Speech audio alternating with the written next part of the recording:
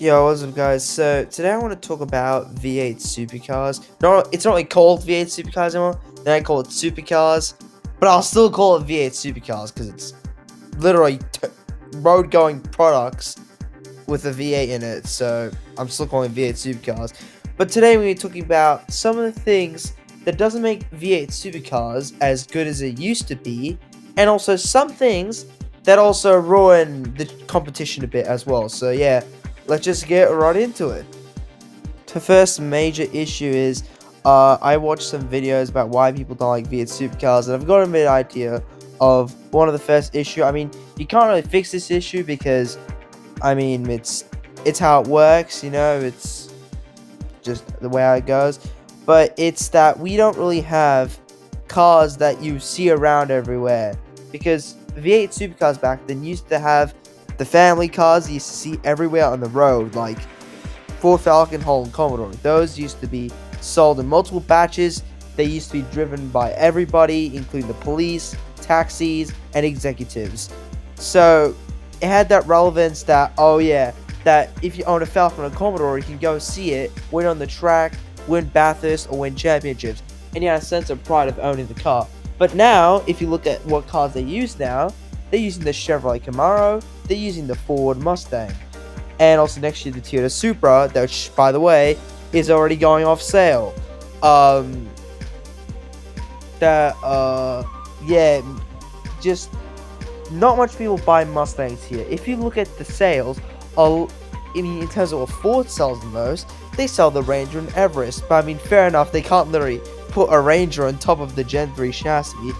But yeah, it's just that we don't really have any relevance to what the general population drives like it used to.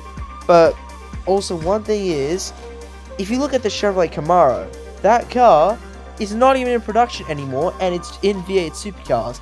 Literally, they phased out the Camaro in 2024. That ZL1 was already phased out like a year before something. So yeah, basically, the market, I mean, it has some market relevance because you have the S650 Mustang, but a new contender that's coming next year, and the current Camaro has no sort of market relevance. So yeah, that's one of the reasons. It's that there's no Falcon or Commodore that which everyone used to drive, and that just doesn't really make it. I mean, it doesn't make the whole. It's not the whole thing, but it's just a part of it. So it's a part of it that's not really as good anymore. Next up, this is a bit of a debatable topic. It is actually the parity on the cars. So as you know, of course, with the Mustang and Camaro that's driving, turns out I was reading some news articles and some listened to podcasts, and turns out the Mustang is actually slower than the Camaro, especially in engine power and high RPM and straight line speed. So Supercars did do their own testing with GM, and turns out it makes more power at Bathurst. For example, down the Conroe Straight and basically up through the mountain. So basically, the entire Bathurst together, the Camaro actually has more pace. And if you actually watched the 2025 Bathurst 1000, you could have clearly seen that when Matt Payne kind of like overtook Golding and Murray, because Golding Murray had an incident. Turns out Golding directly pushes Camaro when he had a 5-second penalty and overtaken Matt Payne's Mustang from a far amount. That definitely shows that the Camaro 100% had more speed down the hill. And also, not only that, when Brody Konsecki was also on a press conference, which I watched about it, turns out he was also saying about the parity issue. So Ford did ask for some engine and aero changes, and they were approved. For example, they got rid of those flatline side skirts, and they removed it and made it more aerodynamic. They also got rid of the front air vents that was back in 2024, I think. And also they put the wing back and raised the wing a bit higher. I think by 10 or 20 mil, I'm not sure. That's what they did. That which turns out, apparently, the Mustang is actually getting faster and winning races. I mean, it's won the Bend, it's won Bathurst by a miracle, but it still shows that the GM product is very, very fast, and it hopefully the wind tunnel test and everything we're doing the testing for the US for the homologation for 2026 will hopefully make the cars more equal on the grid. But alright, yeah, so one thing is it was only just the four teams who said about it, and also apparently it's above a certain amount of sea level in of in Bathurst. So the only issue is really just a straight line speed for the Camaro, because if you look at the engines for both the cars, the Mustang has a 5.4 liter V8 with a quad cam, while you got a well, in the Camaro you got a 5.7 liter V8 with a twin cam. It's only one cam on each side, so it's a single cam on each side. There's a twin cam, I guess. I'm not sure, but basically that's the reason why, because they're trying to equal the cars in horsepower.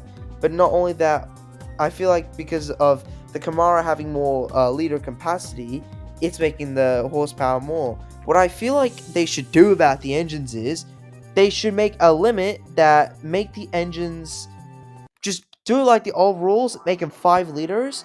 So what they can do is they can virtually take the road car engine and just they can try to lower the capacity down to 5 liters on each engine, and so then basically they would have a different sound, but while essentially they can't really produce horsepower. It might work or it might fail, but I don't think it might be a good idea or might be a terrible idea.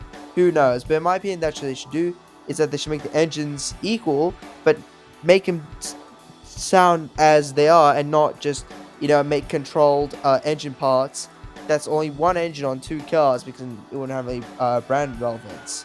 One thing, I'm not sure, I can't really call it an issue, but it's just also another one of my opinions, that we don't really see privateers anymore, because back then, if you looked at the 90s and 80s and before that, there were a bunch of privateer teams, and even in the early 2000s, there were still a couple of privateers.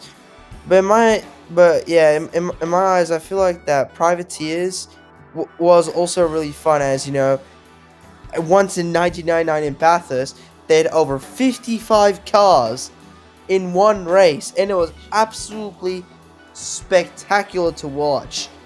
Well, I mean, I get, sure, the racing's all about the main people, but same time, also, I feel like privateers also just added to the fun of it. So, yeah, it's sad that, the V8 Supercar cost and budgets and everything in general has been going exponentially high with the Gen 3 cars. If you look at back then in 999, the factory back teams were running mainly AU Falcons and VT Commodores back in 999, and for the privateers, they just used VR, VS, and EL Falcons. So yeah, that's how it had 55 cars on the grid. So I think it's basically impossible to ever have 55 Gen 3 cars in a grid. But if it ever does come, then I guess it'd fix the part. But same time, privateers are just a part of Supercars history, and it'll probably never come again. But who knows? One thing is, the manufacturing interest in Gen 3 has been saying basically the same. I mean, Gen 3 from the start has been to try to attract more manufacturers, which in some way it has worked, because Toyota is coming back. But if we looked at what manufacturers left the grid, it was Nissan, Volvo, Mercedes, and BMW, and etc. So everything out. So basically, Nissan, Mercedes, and Volvo, back then in the 2010s, they joined when Car of the Future came. But one thing is, the Commodores and Falcons always had advantage over the other cars, and Supercars, never really allowed the other cars to have the same amount of performance, that which is just ridiculous. So, I mean, in Gen 3, they could fix that since, they're trying to do parity. Maybe we could see some car manufacturers come back. Like, I would love to see Nissan come back. Mercedes, maybe Mercedes? Depends if Erebus wants to relive the hell days. And, also, maybe we could see new brands like Audi. I would love to see Audi in V8 supercars, or even BMW returning would also be nice. But yeah, also Volvo is very slim. Volvo doesn't really. I don't think Volvo really makes a coupe. But yeah, it'd really be cool to see some more manufacturers back. One thing that also sucks is that a lot of free broadcasting has gone from V8 supercars. Of course, there's people who would, watch it at random sites where they stream it, or they just watch it with their friends.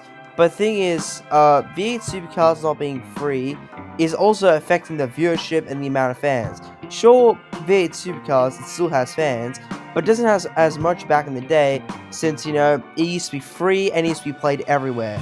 But now if you look at it, a lot of it is now subscription based, and you have to pay for it.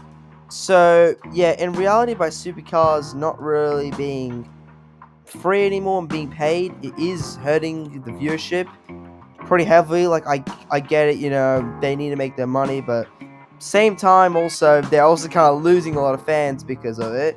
Not only that, their camera angles, they're not the best as they used to be. Same time, there's just too many ads in V8 Supercars. I get it, ads are important because they're sponsored, but like I feel like I don't need that much ads that just interrupt certain parts. And also, I think the commentary is just a bit too dramatic, in my opinion. Like, back then, the commentary used to be very good, but now, and for a couple of years before, the commentary has just really sucked. Like, it's not really that really good. And, yeah, and also, touch up another thing as well, there is too many, street tracks now, because, there's just too many street tracks in general. I think we have Gold Coast and Adelaide. Actually, I think those are fine, but yeah, now we have Townsville and some other street tracks. But I'd love to see some more circuits as well. And definitely, I wish the calendar could be a bit more expanded, because there are 14 races, but thing is they're spread out so wide that it's just this long amount of waiting time period. So I wish they could fix that. And also, I would love to see one thing I also love to see, because I can't just be talking about negatives all the time. I would love to see V8 Supercars going a bit international, because I get it, it's an Australian sport in New Zealand, but now we don't really have Australian cars anymore. So I mean, it'd be great to just do a couple of international races a year. Like, I would love to see V8 Supercars go back to Yas Marina circuit. That'd be really cool. Also, China in Shanghai. And also, maybe you could, I don't know, you could bring it to even, this is a crazy idea, but I would love to see NASCAR, not NASCAR, V8 Supercars at Suzuka circuit. That would be an amazing idea. Imagine if we had V8 Supercars in Suzuka. That would be an excellent just overall race, because Suzuka is such an amazing racetrack, and I feel like that's perfectly suited for the Gen 3 supercars. So yeah, that's one thing I feel like they should really do, is expand it a bit more international, so maybe they can get more awareness and try to rebuild a proper fan base of V8 supercars. Yes, that'll be it for the video today. It was just a bit rough because I'm just still trying to get my head around about what issues there are. I mean, I talked about issues and the things I want in V8 supercars. So yeah, that's pretty much it. But I mean, I still watch supercars. It's still good racing, good drivers. But yeah, I wish that V8 supercars could take other steps to make the sport a bit more better and a bit more fun. But yeah, overall, I think V8 Supercars is probably one of the best motorsports out there compared to other motorsports. But I feel like, it's just a victim of modern day racing these days. So that's all it is. But yeah, if you guys think I missed anything or if something I just did horribly, please leave it down in the comments and I'll make sure to read it. And yeah, for now, goodbye.